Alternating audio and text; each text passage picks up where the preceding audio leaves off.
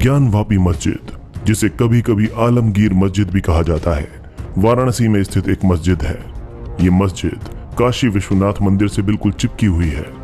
जानकारों के अनुसार 1669 में मुगल शासक औरंगजेब ने प्राचीन विश्वेश्वर मंदिर को तोड़कर ये ज्ञानवापी मस्जिद बनाई थी। ज्ञानवापी एक संस्कृत शब्द है जिसका अर्थ है ज्ञान का कुआं। आपको बता दें कि ज्ञानवापी मस्जिद विवाद का मामला कोई नया मामला नहीं है। गौरतलब है कि 1991 से इस मस्जिद को हटाकर मंदिर बनाने की कानूनी लड़ाई चल रही है, पर 2022 में सर्वे होने के बाद से ये मस्जिद ज्यादा चर्चा में बनी हुई है।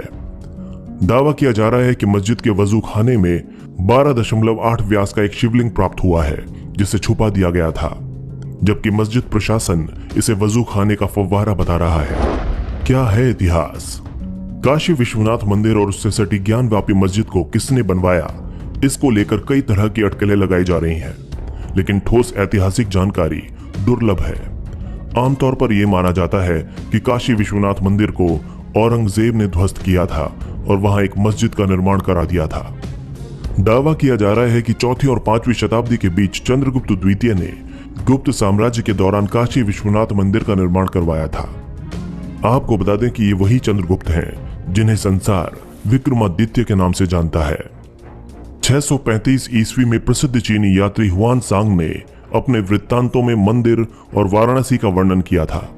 1194 से 1197 तक मोहम्मद गौरी के आदेश से मंदिर को काफी हद तक नष्ट किया गया था और पूरे इतिहास में मंदिरों के विध्वंस और पुनर्निर्माण की एक श्रृंखला शुरू हो गई।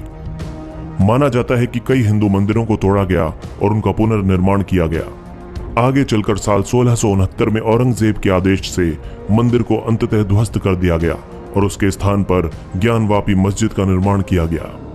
1776 से 1778 के बीच इंदौर की रानी अहिल्याबाई होलकर ने ज्ञानवापी मस्जिद के पास वर्तमान काशी विश्वनाथ मंदिर का जीर्णोद्धार किया।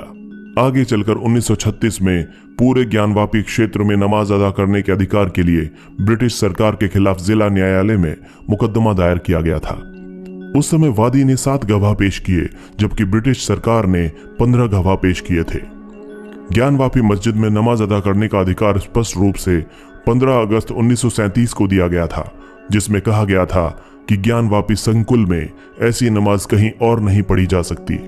10 अप्रैल 1942 को उच्च न्यायालय ने निचली अदालत के फैसले को बरकरार रखा और अन्य पक्षों की अपील को खारिज कर दिया। पंडित सोमनाथ व्यास, डॉक्टर राम रंग शर्मा और अन्य ने ज्ञानवापी में नए मंदिर के निर्माण और पूजा की स्वतंत्रता के लिए 15 अक्टूबर 1991 को वाराणसी की अदालत में एक मुकदमा दायर कर दिया। अंजुमन इंतजामिया मस्जिद और उत्तर प्रदेश सुन्नी वक्फ बोर्ड लखनऊ ने 1998 में हाई कोर्ट में 2 याचिकाएं दायर कर इस आदेश को चुनौती दी थी। इसके बाद 7 मार्च सन 2000 को पंडित सोमनाथ व्यास का निधन हो गया। पूर्व जिला लोक अभियोजक विजय शंकर रस्तोगी को 11 अक्टूबर 1918 को मामले में वादी नियुक्त कर दिया गया। 17 अगस्त 2021 में शहर की 5 महिलाओं राखी सिंह, लक्ष्मी देवी, मंजू व्यास, सीता साहू और रेखा पाठक ने वाराणसी सत्र न्यायालय में याचिका दायर की थी और ज्ञानवापी मस्जिद परिसर में स्थित श्रृंगार गौरी का उन्होंने नियमित दर्शन पूजन की अनुमति मांगी, जिसके बाद मस्जिद में सर्वे कराया गया। हिंदू परंपराएं कहते हैं 1669 में औरंगजेब ने प्राचीन विश्वेश्वर मंदिर को तोड़कर इस मस्जिद का निर्माण करवाया था। मंदिर परिसर में ही श्रृंगार गौरी, श्री गणेश और हनुमान जी के स्थानों को भी ध्वस्त कर दिया गया था। मान्यता है कि पश्चिमी दीवार, जो कि पूरी तरह किसी मंदिर के मुख्य द्वार जैसी प्रतीत होती है, वो श्रृंगार गौरी मंदिर का प्रवेश द्वार होगा, जिसे बांस और मिट्टी से बंद कर दिया गया है। इसके अलावा यह भी माना जा रहा है कि मस्जिद के अंदर गर्भगृह भी हो सकता है। इसी पश्चिमी दीवार के सामने एक चबूतरा है जहां श्रृंगार गौरी की एक मूर्ति है जो सिंदूर से रंगी है। साल में एक बार चैत्र नवरात्रि के तीसरे दिन हिंदू पक्ष के द्वारा यहाँ पूजा की जाती है, लेकिन 1991 से पहले यह पूजा नियमित रूप से की जाती थी। ज्ञानवापी मस्जिद के सर्वे का सच। 8 अप्रैल 2022 को सत्र न्यायालय ने सिविल जज सीनियर डिवीजन ने वकील अजय कुमार मिश्र को कोर्ट कमिश्नर नियुक्त किया और मस्जिद में सर्वे करवाने की अनुमति दी, जिसकी रिपोर्ट 17 मई तक दाखिल करने को कहा गया, जिस पर मुस्लिम पक्ष ने आपत्ति जताई और हाई कोर्ट पहुंच गए, परंतु कोर्ट ने सर्वे पर रोक से इनकार कर दिया। 14 मई को कोर्ट कमिश्नर अजय कुमार मिश्र की अगुवाई में पहले दिन सर्वे हुआ। पहले दिन सुबह 8 बजे से 12 बजे तक सर्वे किया गया। राउंड 1 में सभी 4 तहखानों के ताले खुलवाकर सर्वे किया गया। अगले दिन 15 मई को दूसरे राउंड का सर्वे हुआ। दूसरे दिन भी 4 घंटे सर्वे का काम चला, लेकिन कागजी कार्रवाई के कारण सर्वे टीम 1.5 घंटे देर से बाहर निकली। राउंड 2 में गुंबदों, नमाज स्थल, वजू स्थल के साथ साथ पश्चिमी दरवाजों की वीडियोग्राफी भी हुई। मुस्लिम पक्ष ने चौथा ताला खोला। 3.5 फीट के दरवाजे से होकर गुंबद तक का सर्वे किया गया। इसके बाद 16 मई को आखिरी दौर का सर्वे हुआ, जहां 2 घंटे में सर्वे का काम पूरा कर लिया गया। इस दौरान हिंदू पक्ष ने ज्ञानवापी में शिवलिंग मिलने का दावा किया। इस दावे के बाद कोर्ट ने शिवलिंग वाली जगह को सील करने का आदेश दे दिया। प्रथम सर्वे रिपोर्ट। यह रिपोर्ट 6 और 7 मई की है। यह लगभग 2 से 3 पन्नों की रिपोर्ट है, जिसके मुताबिक 6 मई को किए गए सर्वे के दौरान बैरिकेटिंग के बाहर उत्तर से पश्चिम दीवार के कोने पर पुराने मंदिरों का मलबा मिला, जिस पर देवी देवताओं की कलाकृतियां बनी हुई थीं और अन्य शिलापट भी थे, जिन पर कमल की कलाकृति देखी गई। पत्थरों के भीतर की तरफ कुछ कलाकृतियां आकार में स्पष्ट रूप से कमल और अन्य आकृतियां थीं। उस समय इस पूरे सर्वे की वीडियोग्राफी भी कराई गई थी।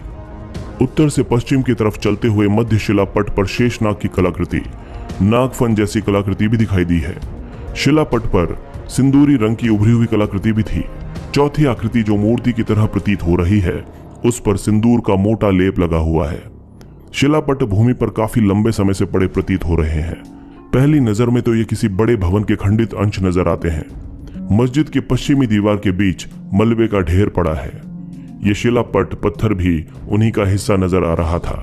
इन पर उभरी कलाकृतियां मस्जिद के पीछे की पश्चिमी दीवार पर उभरी कलाकृतियों जैसी ही दिख रही हैं। दूसरे सर्वे की रिपोर्ट। ये लगभग 12 से 14 पन्नों की रिपोर्ट है। अजय कुमार मिश्र की तरह विशाल सिंह की रिपोर्ट में भी मस्जिद परिसर में हिंदू आस्था से जुड़े कई निशान मिलने की बात कही गई है। रिपोर्ट में शिवलिंग बताए जा रहे पत्थर को लेकर भी डिटेल जानकारी दी गई है। इस रिपोर्ट में कहा गया है कि वजू खाने में पानी कम करने पर 2.5 फीट तक की एक गोलाकार आकृति दिखाई दी, जो शिवलिंग जैसी प्रतीत हो रही थी। हिंदू पक्ष इसे शिवलिंग बता रहा है तो मुस्लिम पक्ष इसे फव्वारा बता रहा है। परंतु जब हिंदू पक्षकारों ने सर्वे के दौरान कथित फव्वारे को चलाकर दिखाने को कहा, तब मस्जिद कमेटी के मुंशी फव्वारा चलाने में असफल रहे। रिपोर्ट में तहखाने के अंदर मिले साक्ष्यों का जिक्र करते हुए कहा गया है कि दरवाजे से लगते हुए लगभग 2 फीट बाद दीवार पर जमीन से लगभग 3 फीट ऊपर पान के पत्ते के आकार की फूल की आकृति बनी थी, जिनकी संख्या 6 थी। तहखाने में 4 दरवाजे थे। उनके स्थान पर नई ईंट लगाकर उन दरवाजों को बंद कर दिया गया था। तहखाने में 4-4 पुराने खंबे पुराने तरीके के थे, जिसकी ऊंचाई 8-8 फीट थी। नीचे से ऊपर तक घंटी, कलश, फूल की आकृतियां पिलर के चारों तरफ बनी हुई थी। बीच में 2-2 नए पिलर नई ईंटों से बनाए गए थे, जिसकी वीडियोग्राफी भी कराई गई थी। एक खंबे पर तो पुरानी हिंदी भाषा में 7 लाइनें खुदी हुई हैं, जो पढ़ने योग्य नहीं थीं। लगभग 2 फीट की दफ्ती का भगवान का फोटो दरवाजे के बाएं तरफ की दीवार के पास जमीन पर पड़ा हुआ था, जो मिट्टी से सना हुआ था। रिपोर्ट में कहा गया है कि एक अन्य तहखाने में पश्चिमी दीवार पर हाथी की सूंड की टूटी हुई कलाकृतियां, दीवार के पत्थरों पर स्वास्तिक, त्रिशूल, पान के चिन्ह और उसकी कलाकृतियां बहुत अधिक भाग में खुदी हुई हैं। इसके साथ ही घंटियों जैसी कलाकृतियां भी खुदी हुई हैं। ये सब कलाकृतियां प्राचीन भारतीय मंदिर शैली के रूप में प्रतीत होती हैं, जो काफी पुरानी है, जिससे कुछ कलाकृतियां टूट भी गई हैं।